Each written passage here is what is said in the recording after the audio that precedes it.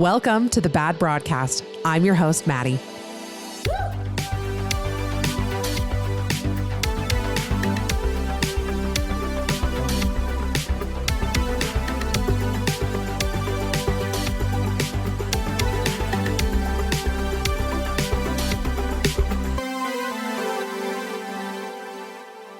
Hello, everybody. Welcome back to a new episode of The Bad Broadcast. My name is Maddie. I'm your host. I'm live from the Dear Media Studios today. And I was actually just thinking about this because we had a meeting and then I went to lunch and then I was walking back and I was thinking about the first time I came to the Dear Media Studios. So I heard from them in like early 2021. And then I immediately booked a flight out here because I was like, this is such a big deal. I got to go meet the team. I got to go like see my new network. And I came out here and nobody was working in the office because it was COVID. And so everything was in boxes. And I left the studio and I was like, that sucks. They like totally pranked me. They totally like fooled me. I really thought that I was going to be able to be signed to Dear Media. And that sucks that I can't do it anymore. And lo and behold, 5 years later, here we are. So it's always nice to be here. I was just telling my producer, Jackson, that every time I come out here, I'm reminded that my job is real because I usually work from, my spare bedroom all by myself. And it's very energizing and refreshing and fun. And, it's a good reset every time I come out here. And it's also warm. And it's cold at home. Anyway, boring. But we have a lot of things we need to discuss today. I have my list. You guys know I keep a list in my phone of things that I really need to rant about. And so we're going to go down the list and then we're going to get into some voicemails about things that you guys love and hate about the holidays. I'm going to give you a warning. This is not a positive episode. Next week, which is the week of Christmas, it's going to be really like heartwarming. We're going to talk about the kindness of strangers. I'm just giving you a pre-warning now that like if you need something uplifting, this is not going to be the episode for you. This one, I have a lot of things that have been really bugging me lately. And also some opinions that I shared a couple weeks ago that I have changed my mind on. And then a lot of the voicemails are full of a lot of hatred and vitriol for things about the holidays. So if you need something to cheer you up, I'll see you next week. But first, I want to talk about Wicked. I saw Wicked a couple weeks ago. Let me see. When is this episode coming out? I think this is the 15th. So I saw it like the day after Thanksgiving. And I put on my story, my official ranking, which is a 4 out of 10. And I feel sad by that. I feel like I got really Game of Thronesed by Wicked. And if you were not a Game of Thrones fan, just know that we had the highest of highs and the lowest of lows as Game of Thrones fans. We started off, really strong, and it was my whole life. Game of Thrones was like actually really who I was for like 3 years. And then, as we all know, it had the worst ending in the history of TV shows. And nobody even talks about Game of Thrones anymore, except me, because I obviously can't let it go. And I felt that way with Wicked. I feel so upset by how much I disliked the second half of Wicked after how incredible the first half was. I will say I feel very justified because I called that Michelle Yeoh was a miscast in the first part and everybody got mad at me. And they said that I didn't understand the character and I didn't know how good she was. And then part 2 came out and everybody knew it. They had to get rid of so many Madame Morrible parts because Michelle Yeoh was either not up to the task or I don't know what happened, but they had to take them out. What were some other things I did not like about it? First of all, that's okay. Hold on. Let me organize this thought. The second half of Wicked is only 45 minutes on stage. We don't need a 2.5 hour movie of it because it wouldn't make sense. They added nothing of value. They added 2 new songs that made no sense. The whole movie, again, a random complaint, but let me know if you guys agree with this. The whole movie is backlit. So like it's really bright lights and the foreground is like almost unseeable. Like you can't really tell what's going on because there's a lot of lighting from the back. Really dumb complaint. I know. I was like sitting by my like 9-year-old niece and I was like, it's pretty backlit, right? She was like, I don't know what you're talking about. And they added these songs. They added like weird lulls in the movie. It just felt very, I don't know. The pacing was weird. I know people keep saying that, but like for me, when people say the pacing is weird, it means there's like a lot is happening. And then they had 45 minutes of nothing. It felt like it started with 45 minutes of nothing. Like I looked at the clock. We were an hour in. We hadn't even gotten to Wonderful yet, which, by the way, why is Glinda in Wonderful? It doesn't even make sense that she's in that song. And then, yeah, they added a song where Elphaba is talking about how much she loves her home. And then she leaves. Why add a song about how much she loves Oz if she's going to leave anyway? Doesn't make sense. What else did I not like about it? Let's think about some things that I did love. Nobody does it like Cynthia. Nobody does it like Ariana. I think I thought every note sung was the best note I've ever heard from them. Jeff Goldblum I didn't like him in the first one, didn't like him in this one. Another thing about it being in two parts, which I'm very anti huge franchises being split into two parts, but like what movie is going to turn down an extra $1 billion? Like if they can split it into two parts, they're always going to do it. And I hate it. And I still wish that they would have brought back like movie theater intermissions. This was like, I kept thinking this because again, I said it on my first episode, or like my episode about part 1 last year. How magical would it have been?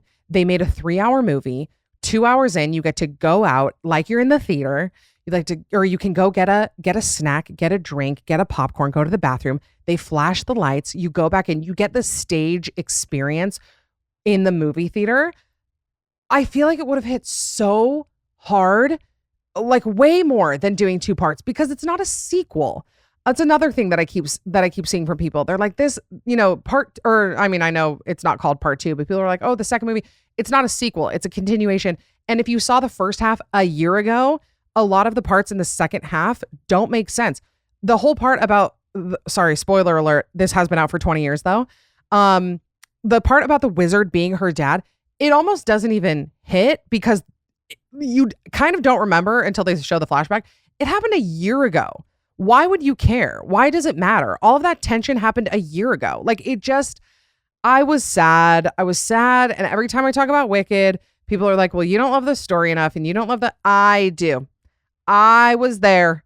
I've been listening to it as long as you have. I love it with my whole heart. I will continue to love part 1. I think that Ariana and Cynthia and Jonathan Bailey. I mean, how can you go wrong with Jonathan Bailey? The treehouse scene, the sex sweater. I loved it. Apparently, I don't know where I heard this, but they had to cut Jonathan Bailey's nipple to keep not cut his nipple, cut the frame with his nipple in it because it's PG. I didn't know that male nipples were PG-13 material, but I love the equality. Okay, I also watched a couple other things that I want to talk about. Stranger Things came out, and I realized that Stranger Things, when I talk about it on my Instagram, not a lot of feedback coming through. Not a lot of women in their 30s into it. I'm realizing that it's kind of more, girls and boys between the ages of 12 and 13 love Stranger Things. I didn't know I was so alone in my love for it. I didn't know that I was alone in watching, Will Byers edits on TikTok. I thought we were all in that same boat. I thought we were all enjoying it together. We're not. I don't know how many of you are that into it. Even like the DMs that I did get, I went to people's profiles and I'm like, you're in 8th grade. Okay. I have the taste of an 8th grader, but I love it. I can't deny it. I love Stranger Things. I am very into season 5. So if you don't know, they split up season 5 into like 3 parts. So like we just got 4 episodes on Thanksgiving and then they're doing another 4 on Christmas. And then the season finale is on New Year's Eve. Which is I'm fine with a TV series being split up. That's fine. It's not the same as a movie, but yeah, I really love it. I'm on board with everything that's happening. Is it a little what word would I use to describe it? A little maybe corny, maybe cheesy, maybe again made for children. Yeah, but I like Stranger Things. But again, I don't know how many of you guys are into it. I'm watching Plurbus too, which is for adults and sucks. People love it because it's Vince Gilligan, and you guys know I love Vince Gilligan because I love Breaking Bad. It's like my comfort shows are like Breaking Bad and Great British Bake Off. But I wanted to love Plurbus, and I get online. This is what's confusing because I swear I have good taste. Like I feel like I like good movies. I like good shows. I'm like with it, and I understand, like the writing and the cinematography. I'm like, okay, I got it. And then I'm like, oh, that sucks that Plurbus is so bad. And then I got online and people are like, this is genius. This is Vince Gilligan's magnum opus. Like, this is the best thing he's ever done. And I don't get it. So I guess I'm the problem because everybody seems to like it. But we're 5 episodes in and I still hate it. And I'm hoping it picks up. Okay. There's like my TV show movie review. The thing that I said at the beginning, that there were a couple opinions that I wanted to go back on. This is in regards to Secret Lives of Mormon Wives. And I feel like I have a lot of things to say. And I actually went back and re-listened to my like recap of it. And my one complaint about myself is that I feel like I was way too nice about what happened on the season of Secret Lives of Mormon Wives. Not like about the women. Like I stand by what I said, that like I understand the women are doing their best and we know it's reality TV and all that. But I watched the reunion last night. It was the worst reality TV reunion of all time. I don't know if it's an editor's issue. I don't know if they just like put so many restrictions on what Stassi could say or ask about. I have no idea, but it was, by the last 3 minutes, I actually got mad that I had waited up and watched it. So they basically, they brought all the women in. First of all, 5 of the women didn't speak a word. I don't think Macy said a word the whole time. I don't think we got a word from Whitney, from Layla. We didn't hear the full story on basically anything. We got no like follow-up questions on anything from the husbands. And you know what? I felt like I was too nice in my episode, because what I really should have said is, why do these husbands hate their wives so much? Like I feel like they're so comfortable embarrassing their wives. Like every single one of them. I understand like they've got, there are some moments with each of the husbands that I'm like, okay, I get, they're compatible. He's being supportive, whatever. But like, why is 90% of the reunion the husbands? You would never see that on a Housewives franchise. You would never bring out the partners, the ex-partners, the baby daddies. Parents? Why are parents being brought out on a reality TV reunion? Can you imagine you're watching Housewives and they bring out somebody's parents? I know they're older, okay, but still, it was the weirdest thing ever. And on top of that, why is Duncan sponsoring it? Why is it the most obvious placed spawn con I've ever seen in my life? Stassi's stopping the reunion to go be like, hey, I'd love a Duncan refresher. It's so posed. I can imagine Stassi just like rolling her eyes at the lines that they're feeding her. But it was just so disappointing, especially after this last season. I just felt really bummed that like they didn't dig into anymore. I mean, every time somebody said something, Stassi would look at the camera and be like, yeah, hear more of that in season 4, which again, I know they're feeding her those lines. I know it's probably not what she wanted to ask, but I just was shocked at how comfortable these men were just yelling at other people's wives. The way I would castrate my husband if he yelled at someone else's wife, I'd be so beyond humiliated, let alone doing it on national TV, on one of the most popular TV shows right now. Like it was so embarrassing. And again, I'm not even singling anyone out, because why did they all do it? Why are all of them comfortable talking to each other's wives like that? It's the most insane thing I've ever seen in my life. What else was I going to say about season 4? Why something that's so dark about this season. And I'm going to go out on a limb and say, I really don't know if I can watch season 4. And I never thought I'd say that, because I would live and die for these women. And I love that it's, people here in Utah, and I love feeling connected to it. But I don't know if I can do 20 more episodes in a month. Like they're giving us a full season 4, 20 episodes in January. And if it's 20 more episodes of that, of them exploiting these women's, first of all, sexual trauma, every single one of these women has had to share sexual trauma. It's so dark. Like I went to bed, I felt sick to my stomach. Like, that feeling after you get in a fight with somebody and you are going over everything that you said and you're like on edge because you're not okay with this person.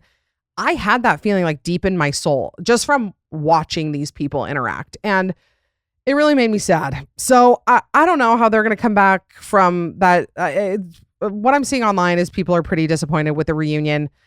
I don't know what will happen in season 4. I can't imagine we've got a big upswing coming, but maybe they have some insane storyline that we don't know about. I don't know. They got to get some either new people. They got to get a new platform or like a new topic instead of just like shaming these women and letting their husbands scream at them. We're gonna have to work that out. Okay. Oh, there's everything I watched. I'm recording these episodes kind of out of order and in advance, so I sometimes don't remember what I already told you guys I watched, but I have not summarized any of that recently. I don't think. If I already said it, you're welcome. You got it twice. Let's keep going down the list of what's on my mind before we get to our holiday voicemails. Oh wait, actually, there's one thing. This is a PSA. This is a little all over the place. I'm quite caffeinated. I also pretty sure I had the flu last night. So I'm running on many medicines, many milligrams of caffeine. But before we get into Christmas, I need to give this announcement every single year. Because as you guys know, I have a lookalike. I have a celeb lookalike. And my celebrity lookalike is from the movie The Santa Claus. And he is the head elf, not Bernard. I know you guys think I mean Bernard. Jackson, do you have any idea what I'm talking about? You guys, did you know that Australians don't really like movies? Jackson, my producer, is from Australia, and it's not very popular there. So anyway, he said his favorite movie is Nightcrawler, even though he's only 40 minutes in. Okay, so in The Santa Claus, I know what you guys are thinking. It's not Bernard, by the way. What people mean by the head elf, at the end of the movie, the ELFS come in. There is a kid, he's probably 10. He's the head of the elves. And people say I look like him. Do you have it up? Okay. Okay, look up ELFS. Elves with attitude.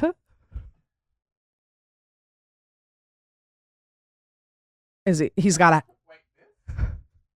that guy. But I'm doing this PSA because every Christmas I get tagged in pictures of Bernard, and it's not Bernard. We're not talking about Bernard. We're talking about the elf with attitude. Does he look like me? Be honest. No. Okay. Well, you guys heard it here first. When I'm like not in glam or like, just rolled out of bed, do I look like a 10-year-old little boy? Okay, I should be that for Halloween one year, actually. Okay, so that's my Christmas PSA. So please stop tagging me. And you know what I'm more offended by? That you guys see Bernard and you guys are like, yeah, that's who she looks like. No hate, no shade to what's his face who plays Bernard, but please just let me look like, I can't say he's hot because he is like probably 12. Okay, I gotta go to my voicemails now because you guys called in a lot of things to talk about when it comes to holiday loves and hates. I think there might be one love in here. I gave you guys the option to tell me things you love or you hate, but holidays are a complicated time. We say it every year. They really are like the height of all emotions. That's how it is for me anyway. Like I'm my most stressed, I'm my most anxious, I'm my happiest, I'm my most relaxed. It's just a lot going on. And so you guys definitely, you guys delivered with the things that are really bothering you. So let's dive into these. And hold on, wait, I got to get to the right page. We're starting at, okay, here we go. First voicemail. I'm trying to think if I got to everything that I needed to discuss. Okay, I did. Hit the whole list. Okay, getting into the voicemails. Here we go. Hey, oh my gosh, why am I scared? Why am I scared for this? I don't know, but I just have to say something about the holidays that is hard for me is that it feels like I am in a family and married into a family that really feels like you just do things with only family. Does that make sense? It is so taboo and not cool to see friends on the actual Thanksgiving holiday or on the actual Christmas Day holiday or on the actual Christmas Eve holiday. Even New Year's sometimes becomes only family. But that's why I think we all like the 4th of July is because like something like the 4th of July, it's very normal to spend with friends. and it just lasts a day. But sometimes these holidays during this time are stretched out to be the week of Thanksgiving and the week of Christmas. And then it's all family and you don't see your friends. Okay, that's it. Okay, I actually, hold on. I have a bubble in my throat.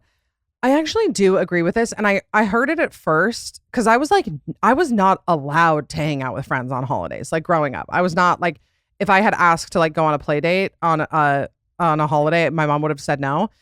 And so I get what you're saying. And I do think people would probably be happier. I mean, you never hear about people having 4th of July trauma.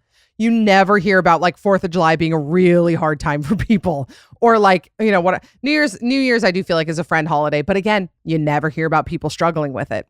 You never hear about depression going up over the 4th of July. You always hear about it with Thanksgiving and Christmas, that it's like the most depressed time for people. And maybe that's the issue. I don't have a problem with like family stuff. I really like love to be with my family. However, I do take issue, and I think there even might be a voicemail about this. I do take issue with holidays being like the designated day to see family that you don't really know. Like that I don't really like. And I'm trying to think about this with like raising kids and, you know, like distant relatives and seeing everybody. Why do we have to set aside Christmas and Thanksgiving to catch up with family we don't know? Come visit us on a random day. Like for sure, come on by. We'd love to see you and catch up, whatever. But the actual holiday being set aside for that bugs me. So I don't know if we're really on the same page, because I do like to spend it with family, but family that we know and family that's a part of our lives. And like I don't want to, you know, my kids' memories of Christmas to be like packing them up and driving a million hours to go see like my random distant aunts and uncles and cousins that I haven't seen, but like it's Christmas, so we just do it. Like that's never what we did. Like my Christmases were always very like home based. If people wanted to come visit us, that was fine. And I think that's a good way to do it. Like that's kind of what we tell our family. Like, you know, I don't want it to be something that people dread. And I just like, I'm okay, hold on. How do I phrase this without sounding like Mel Robbins, where it's like you just deal with, you know, even if your family sucks, just like just deal with it and do it. But like I like connecting with family. I think that there should always be a time to connect with family. I don't think it should be major holidays. Why don't we set aside other days for obscure family members? August 11th. Let's set it aside. These are the days that you call family that you haven't talked to in 4 years. How about August 11th and February 20th? Is February 20th a holiday? That might be maybe President's Day. I don't know. Not a real holiday anyway, but why don't you set that time aside to catch up with your weird aunt? I don't want that to be my Christmas. I'm sorry. I don't spend all month making a magical Christmas for my daughter just for at 11 a.m. to have to put her in the car and drive 3 hours. Like I'm with you. I actually got off topic because you were talking about friends. But I still agree with you. Friends who are a part of your day-to-day life, like that's who we should be celebrating. Our chosen family, our loved ones, our support system, our village. That's what Christmas should be about. Okay. Let me see what my next one is. Okay, this one. Hey, Maddie. So I hate a low spending limit on group gifts. Now, let me give my parameters. I don't think we should be going crazy and we have to get our siblings $100 gifts. I don't think that if you don't spend a lot of money, like if you get something secondhand or thrifted that you think the other person would like, I think that that should still, you know, be in the running. But my siblings, they have a $20 spending limit. I'm like, I can't even get lunch for $20, much less a physical object that I would feel proud of to gift a family member. And I certainly get absolute garbage from all of them with a $20 max spending limit. And here's the thing, if we all just gave each other $20, or we all said, hey, instead of sibling gifts this year, you just buy something you want for yourself guilt-free, that would be nice. I wouldn't mind that. But no, you have to physically buy something and then gift it to another person that you don't pick. And mind you, my in-laws and my siblings have very different tastes than what I do. And we have to physically buy something super cheap, give it to the other person knowing that they're going to be throwing it away a week later. And I'm like, we either get rid of the sibling gifts or we bump it up to like $50 so that you can get something that's actually nice. Or you say, or like fit another category like secondhand or like a gift card to dinner or something like that. But I'm just so sick of like literally I get stuffed animals. I've gotten socks from my siblings for Christmas for years. And I'm just, I don't know. I'm done with it. Okay, I actually hesitated to pick this one because I feel like people are going to hear it at first and be like, well, some people can't have a higher spending limit. And it's like, it's distasteful to say that we should be spending more on each other. But my argument is, well, I actually really agree with her. With that price point, you're always buying junk. It's actually way more wasteful and way more pointless. Like, and again, I totally agree with her. If the theme was like buy something secondhand or make something, do something handmade, but to say like buy something new for $20 and get like, it's always junk. Don't know if you guys have entered a mall recently. I'm dumbfounded at how expensive everything is. Like you can't buy anything good right now for $20. And if you're like, if you bump it up a little bit or just change it, or you know what, make it free. Make it something that you hand make it something that is sentimental to you. Like that's a way better idea. I know families that do like handmade, you know, they draw names and then they do a handmade gift every year or like an experience. How about I'll babysit your kids? Like that would be the greatest Christmas gift anybody could give me is 4 hours of free babysitting. That would be, and it costs nothing and it uses no resources. So like we went to the mall the other day, me and Kylie went to the mall and I walked through Aritzia, which I love and I've purchased from and I have some good stuff from there. What do you mean a hoodie? Cropped hoodie, by the way, half the fabric. What do you mean it's $89? What do you mean a full hoodie is $175? It's so expensive. And like, I know that people, again, are hearing this thinking, well, I can't do a $50 limit. That's fine. How about it has to be thrifted? It has to remind you of a memory of that person. Like just saying $20, buy me something. It's always going to be junk. It's always going to be thrown away. I'm on board with this. I really am. And I'll tell you, my family does. I probably told you guys this, but we used to like draw names and like, you know, I have 1,000 siblings, so it made sense for all of us. But then people started getting married and then people started having kids. And now we have a family of like 85 and it just doesn't work to draw names. And so what we do is that the day after Christmas, we do like an all adults dinner. So just my siblings and their spouses. And we do a dinner and we do a favorite things exchange. So you get like your favorite thing from the year. Like I haven't picked mine yet, but I'm leaning towards hopefully nobody in my family is listening to this, which would be rude actually if no one in my family heard this. But anyway, I'm thinking about getting a film camera because I, you know, fell in love with film this last year. And so I'm trying to figure out like how to, you know, thrift one, find one on eBay and do that. And then we do like a white elephant, but not the mean kind where like you can steal and like you fight a lot. You just, you know, you pick somebody's favorite thing and then it's always like something good because it's the person's favorite thing from that year. Like we've had, you know, favorite games or like, I don't know, nice water bottles or books or actually one year my dad did bring cheese, which was a rough trade. We weren't like so thrilled about that. But, you know, people are bringing or like a really nice blanket that you love. Like it's a good thing and you don't have to think about what the other person wants. You just bring something, you know, obviously, sorry, I keep repeating this, but you bring what you like. So it takes the like brain power out of it. And, you know, like I have a brother who loves concerts. He got like a Ticketmaster gift card to like put towards your next concert. That's to me, that feels like less work for us, less work for like busy parents where you don't have to like sit and think about the other person. Which, by the way, like when you have or like when your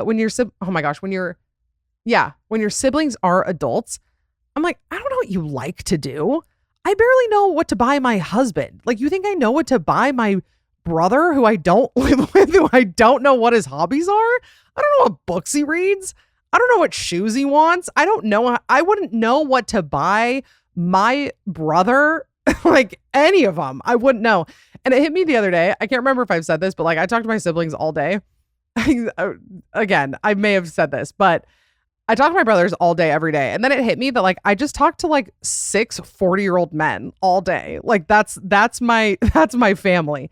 But anyway, I wouldn't know what to buy them. So it takes the pressure off like having to know somebody's interests deeply and buy them something that they're definitely going to use, you know? Okay, let's go on to this next one. Oh, it's a guy. Maddie, hi. One of your boy broads here. The worst thing about the holidays, It's Dad Brad, but whatever. I have a sit around family, not go out and do family. And I love hanging out with my family. I want to see them. I want to sit around with them, but I get stir crazy. And so I know like committing to spending a weekend with them means I'm going to just be sitting around all weekend. So how do I get them to do fun stuff? I don't know. I want to go crazy by the end of the time that I'm with them, but I do want to be with them. So that's the worst. Anyways, hope you're having a lovely day. Bye. Caleb, I hope that's okay. You put your name on this. You didn't say it in there, but you did put your name on the voicemail. I hear you and I see you and I want to empathize. I want to sit more. I wish I had less standing. I want to see less doing. I want to see more sitting. I don't really want to plan activities. I actually started to get so angry the other day just at like the idea of tasks that I have to complete. I mean, it bothered me that I have to move to do them. Like, you know, I'm not pro COVID, okay? But I am pro what COVID brought us, which is curbside delivery, grocery delivery, standing really far away from each other. Like, I really think we should, you know, be grateful to COVID for those things because they made us have to move less. And, you know, my family, when we're all together and somebody suggests an activity, I feel the opposite as you. I feel really sad when people want to do things together. My ideal, we just did this for Thanksgiving. We went to a cabin up in the mountains. We just, you know, sat around and it was great. And like when we're all relaxing and then somebody comes up to the group and they're like, so what are we going to do? Like, do you guys want to go on a walk? Do you guys want to go here? Do you guys want to go pick this up? No, I don't. I wish I had more sitters in my life. So Caleb, what we could do is you could come hang out with my family and I could hang out with your family and then we'd both be happy. Because yeah, sometimes, you know, sometimes my brothers get real ambitious about like things we're going to do. We went to Bear Lake for Labor Day. They hiked a cave and I couldn't quite figure out why. I sat in the car. I sat in the car in the parking lot. I don't want to go to a cave with bats. There were bats in the cave.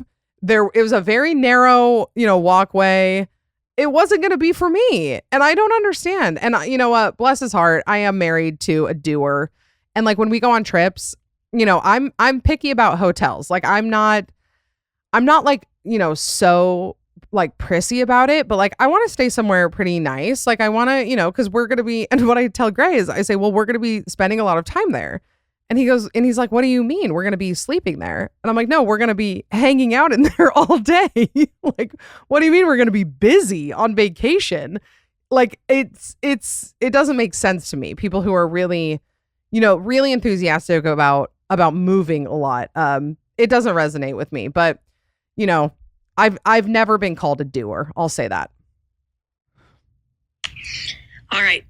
Used to not have much to say about dislike for the holidays, but now that I've got divorced parents, I hate that.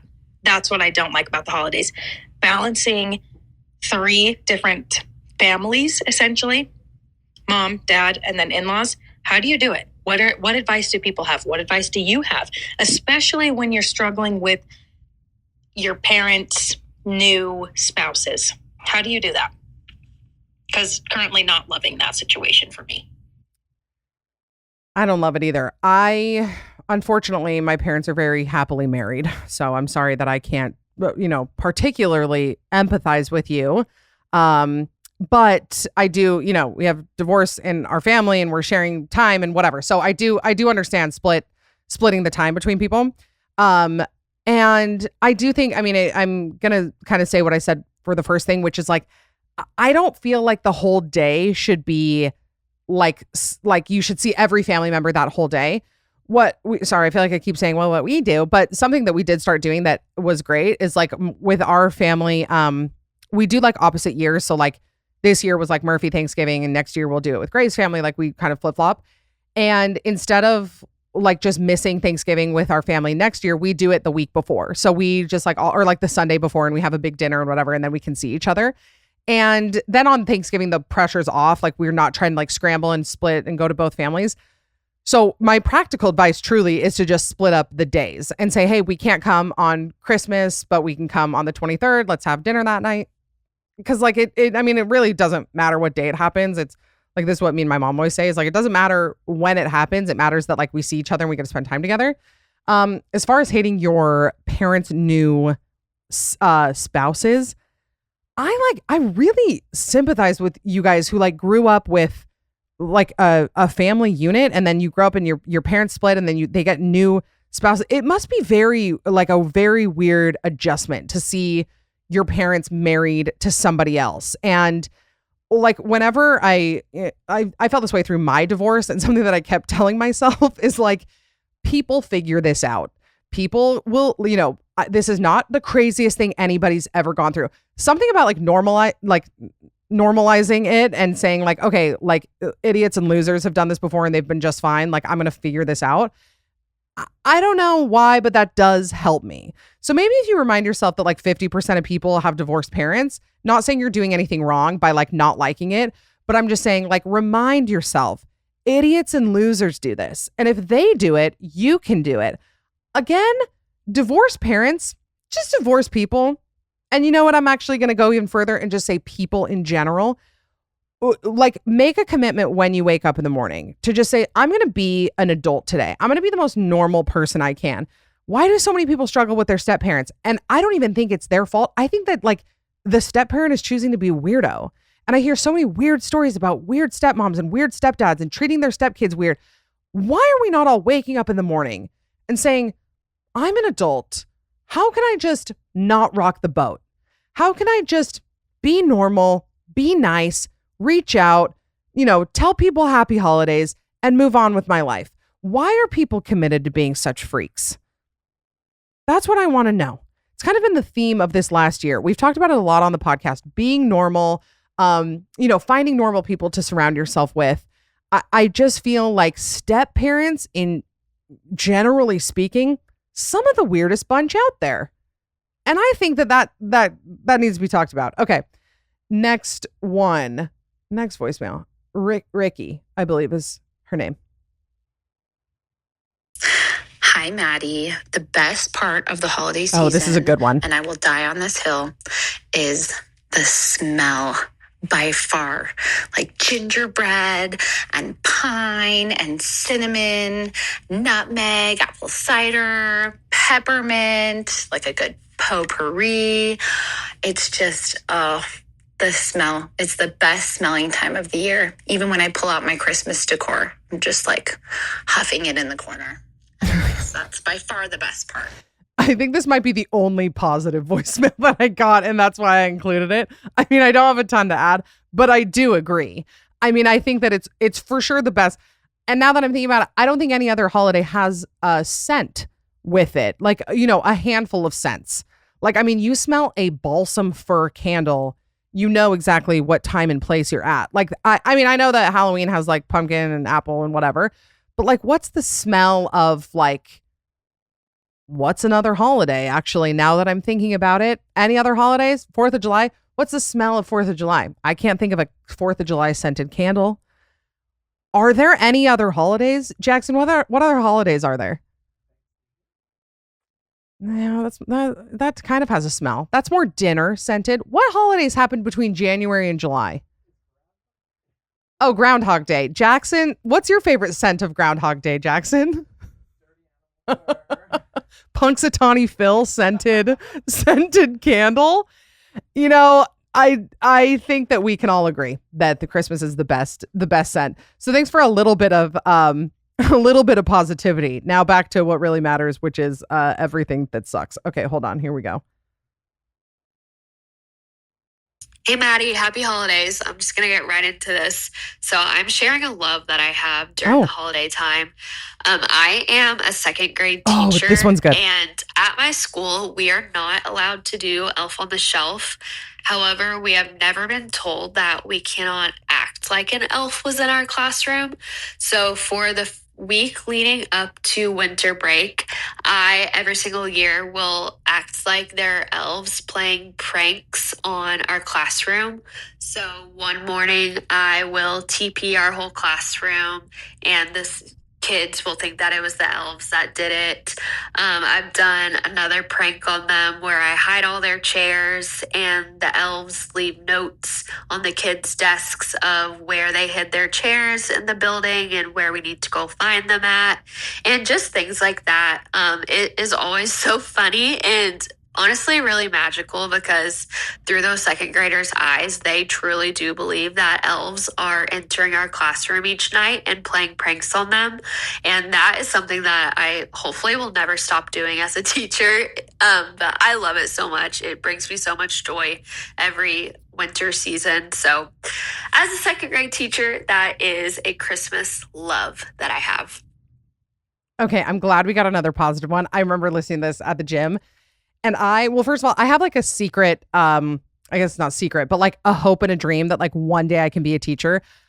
I love teachers so much. We've done episodes about like the craziest things that teachers have experienced. And like as Coco gets older, we're like thinking about, obviously, I mean, she's 2. Don't get me wrong. We're not like thinking about her schooling that much, but I'm like, oh, we're a few years away from like her being in elementary school, and like how important her teachers will be. And like thinking back to my elementary school days, and I remember every single teacher that I had and certain things that they said to me, and like they literally made me who I am. And I just adore teachers. My best friend is a teacher, like the most underappreciated, underpaid people ever. And also, if I became a teacher, I would prank kids all day. That's all I would do. And I'm like anti-prank. You guys know, I think pranks just suck in general. And I think people who like love pranks are like the worst people. And actually, it's like been a big thing happening on TikTok this week, because this family, like they pranked their new daughter-in-law. They said that like, yeah, we're a turkey trot family and we're running a 5K on Thanksgiving. And they like had t-shirts made, and then they filmed her and they're like, just kidding. And her like face totally drops. However, people are like inventing whole fairy tales around it. They're like, she trained for a year and she was so excited and she told her family to come watch. And like none of that actually happened, but the prank is kind of sad. And I don't like them, but little kids, pranking them positively, making them think, I mean, if you think about it, kids, close your ears. If you have kids near, just plug their ears or turn this off. If you think about it, Santa, kind of a big prank. Easter Bunny, kind of a prank. I mean, you have to pull the wool over their eyes a little bit. You got to trick them. It's not all bad. I haven't heard of anybody having lasting trauma from Santa. I don't think. I don't know. I think we all are pretty well adjusted after learning the truth. So I think that those types of pranks, I would do them all the time. If I taught second graders, how old are second graders? 7? Wait, let's see. Maybe 8, maybe you're like 6 turning. I don't know, because you're 6 when you go into kindergarten. I don't know. Great age for a positive prank. Okay, next one. Wait, did we just do this one? Let me see. Okay, first time ever doing this. Nope, and we I haven't really done this. hope that no one from my husband's family listens to the pod. I don't think they do. They have very different tastes than I. Anyway, I can't stand that my husband's family has a long-standing tradition of getting together with the extended family on Christmas Eve and also Christmas. I want to just have fun with my cute little family in our cute little house with our cute little Christmas tree and watch them play with their cute little gifts. I just want to spend time at home and not have set extended family plans at all, period, during Christmas. Like, do it the week before. Why is that so hard? Do it 3 days later. It's okay if it's not on the exact day. Like, just let it slide. Let people have their own time without being offended. I don't hate you. I just don't want to spend Christmas with you. I don't want to spend Christmas with you. I want to spend it with my cute kids and just like chillax, play in our mess of a home and enjoy the day without any obligations. That's all. Is that too much to ask? I don't think so. No, this is what I was talking about earlier. I knew that this was coming because, yeah, again, echoing everything that I think. And also it bugs me when like people have family traditions and then their cousins or kids or whatever start getting married. And then they're like, but you have to keep doing our family tradition. And it's like, well, that other person has a family that maybe has other traditions. Like, I get it. It's probably hard to come to terms with the fact that like, it's not just your nuclear family anymore. And there are other people involved and other priorities. Like, I get it. I don't do well with change. Okay. I spend many December nights thinking about how pleasant and joyous it was when it was like just me and my siblings and nobody's married. We didn't have to share with anybody. We had like all of these great times. Like, yeah, it's great. But like for people to be like, no, this is our extended family day, and for it to be Christmas Eve and Christmas, kill me. Double duty. You don't get both days. One family doesn't get both days unless your kids are under the age of like, 18 and they don't have their own lives or significant others or anything. Like, sure, you can lock it in and have both days. But that is crazy. Also, nobody needs that much cousin time. Cousins are weird. Every single cousin I know, I mean, I shouldn't say my cousins, but I don't actually spend a lot of time with my cousins. They don't live here. But like everybody's cousins are so weird. Like if you're like talking to somebody about their family member, ask them about the craziest thing their cousin has ever done. It's way weirder than anything your siblings would do. I don't know why. And as I've always said, if you don't have a weird cousin, you are the weird cousin. So you might need to look in the mirror. Okay, here we go. Hey, Maddie, this is Lily calling from Australia. My holiday hate is, it is so freaking hot over here during Christmas. I see all the pictures in America of you guys are frolicking in the snow and having hot cocoa and freaking pumpkin spice lattes during Thanksgiving. And I am so jealous. We're sweating our balls off over here. Anyway, that's it. Thank you so much. I picked this voicemail for one reason and one reason only. And it is that, did you hear that accent? Did you hear it, Jackson? Do you know her from Australia? Is she faking her accent? No, but I haven't heard sweating my balls off. Jackson said he hasn't heard sweating my balls off in so long. Should I do this whole response in an Australian accent? I literally, when people call in from other countries and they're listening to my voice down under, it's the most flattering thing in the world. And also that is pretty crazy that it's hot there. It's your summer, isn't it? Yeah, and it's like 100. Oh, it's like the hottest time. I went to Australia once. Have I told you guys this? I went to Australia. I was 17 and I was such a brat then. Like I did not deserve that. I did not deserve that trip. They should have left me home. It was like my first time traveling internationally and we like flew, like it wasn't first class, but it was like our seats reclined like quite a bit. They didn't lay down flat. Okay, don't get crazy, but I was at a 45-degree angle for sure. And like I was so spoiled and like I didn't even know. I thought that's just like what traveling was. And then I got a little older and I'm like, oh, my parents like really went all out and like treated us and like it was such an incredible family trip and I did not deserve it. Anyway, went to Australia, ate kangaroo pizza. Did you hear that, Jackson? I ate kangaroo meat on a pizza. That's not like your national dish. Did that. Beautiful beaches. It was like the cleanest city ever too. Like, and I remember, well, we were in Sydney. It was just, I'll never forget how clean it was. Like, and we were talking to somebody who lived there and they said like so many people are there on business and it's like such a huge melting pot, but like not a lot of people were like living in the area we were in. It was more like people, lots of hotels and people traveling for work. And it was just pristine. And we would walk over to the opera house. There was a little hot chocolate place right there. We'd get like a little cup of hot chocolate and just walk around. We were there. It had to have been, end of August, early September. It was just like, it was so beautiful. And I loved it. Okay. So anyway, thank you, Lily. Sorry you're sweating your balls off. Have a kangaroo pizza on me with some Marmite. Wait, Marmite? Do you still eat Marmite, Jackson? Vegemite. That's what I mean. Vegemite. I should have known that from the classic Mary-Kate and Ashley movie, Our Lips Are Sealed, which takes place in Australia. Okay. Let's get through these last ones. We've got 1, Wait. 519. Hold on. I'm going through my, okay, right here. Here we go. Hi, Maddie. Wanted to let you know that, first of all, love you, love the pod. Second of all, I have a very extensive collection of vintage thrifted holiday sweaters. Okay, wait. I picked this one. She talks about her vintage holiday sweaters and it's really cool. However, not to stay on Stranger Things, doesn't she sound just like Maya Hawke? That was literally why I picked this. I'm not sure if this is my girl Jerica, who's called in before. If I'm right, please let me know, because if I recognize your voice, I'm gonna be so proud. But just listen to this. She sounds so much like Maya Hawke.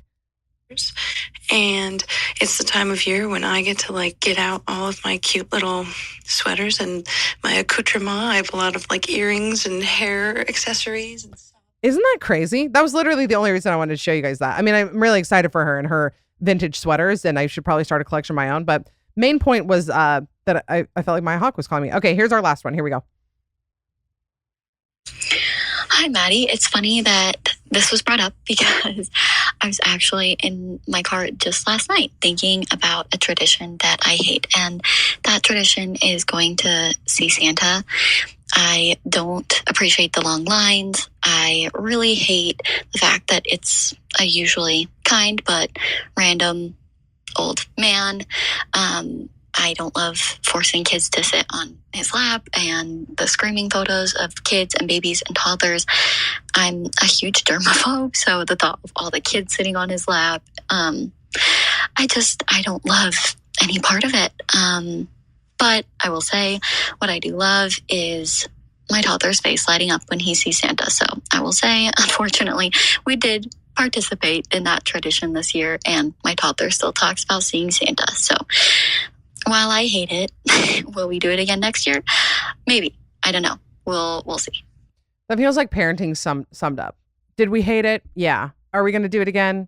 Yeah. I felt that way about taking my 8-month-old to Disney.